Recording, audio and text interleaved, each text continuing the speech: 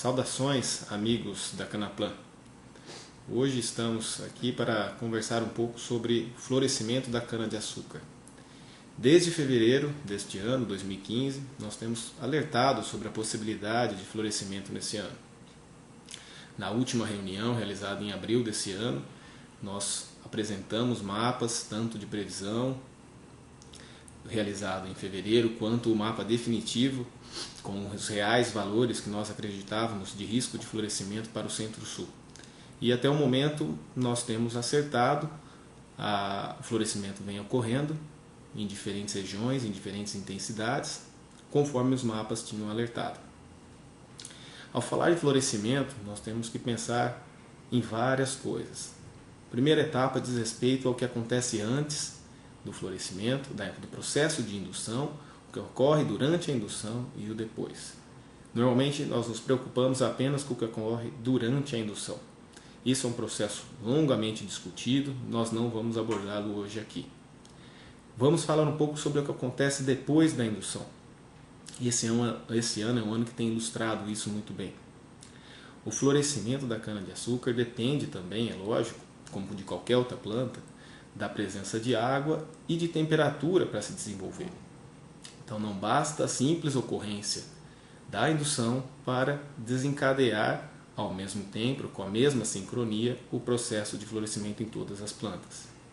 O que nós temos observado é que até o momento as variedades mais precoces, essas sim já apresentaram o seu grau máximo de florescimento, porém a maioria delas já tem sido colhida ou, no caso principalmente da 6928, está sendo terminada nesse momento de ser colhida. A grande questão nesse ano foi a ocorrência da precipitação no meio do ano.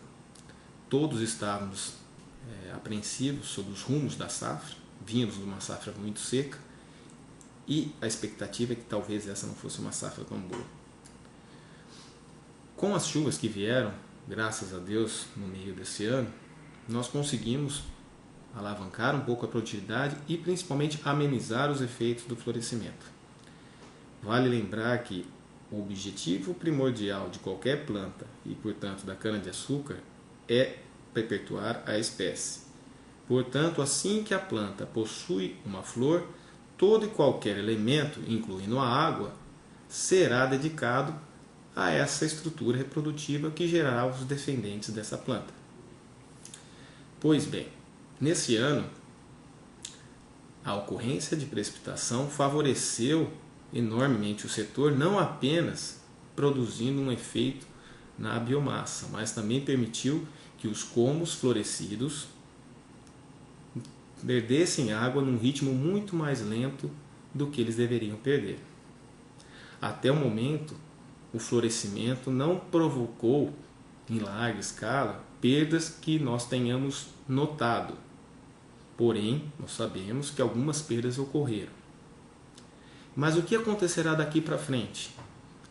Quando, teoricamente, nós não teremos tantas chuvas. Agosto e setembro são os meses de maior demanda hídrica e, normalmente, sem uma ocorrência significativa de chuvas.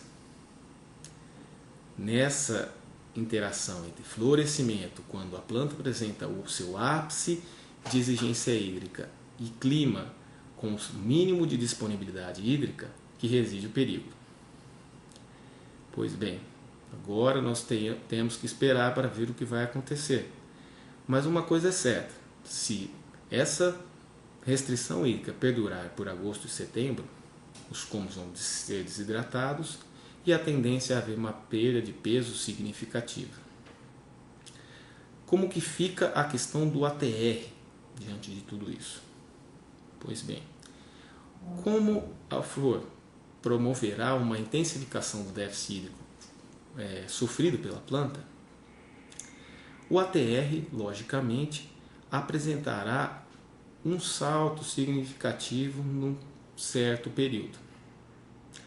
A grande questão é, se essa planta atingir uma umidade tão baixa de colmos que isso atrapalhe o processo de extração na indústria, nós teremos uma primeira fonte de perdas em função do florescimento, em perdas de qualidade em função do florescimento. Isso é fácil de observar quando os valores de fibra atingem níveis muito elevados. Se eu perco água, se eu não consigo extrair açúcar, meus níveis de fibra normalmente vão estar mais altos. E ao final da safra, quando as chuvas retornarem, outra possibilidade de perda de ATR.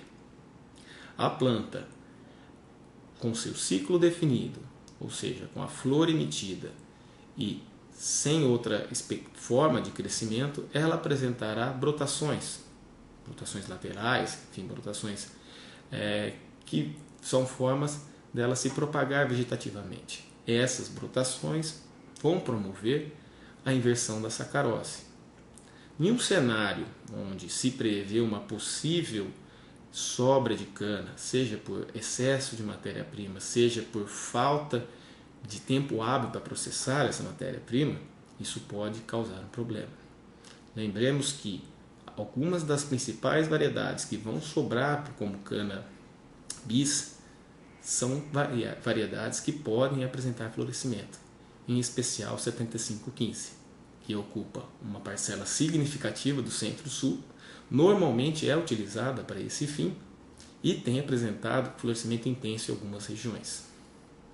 Agora nós temos que esperar para ver o que vai acontecer, mas ainda não escapamos desse processo que acontece a cada 3, 4 anos na maioria das nossas regiões e sempre pega a gente de surpresa e desavisado. Até mais!